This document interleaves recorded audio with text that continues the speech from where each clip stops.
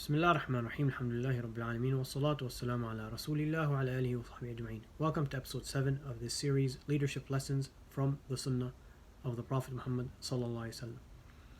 One time the Prophet sallam was passing by some people who were pollinating trees, palm trees, and he said, it was explained to him that they were doing pollination, or putting the male and the female together so that they'd pollinate, and that way that's how pollination occurs. And so when he saw them pollinating the trees, he said if they didn't do this, it would still be as good. It'll still work out. It'll still come out just right.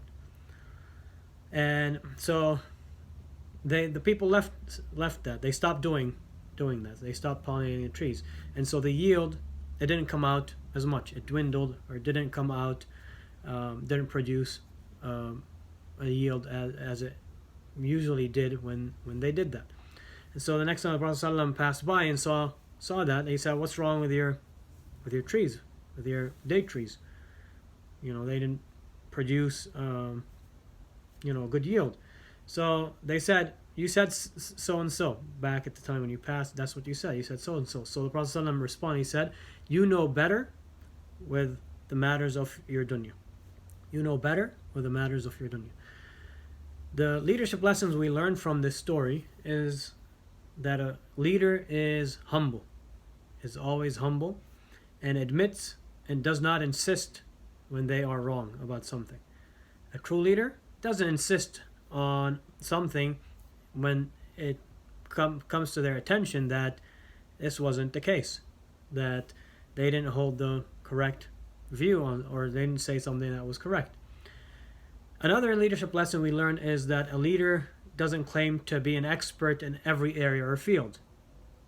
That's not necessary, that a leader is definitely an expert in every single thing.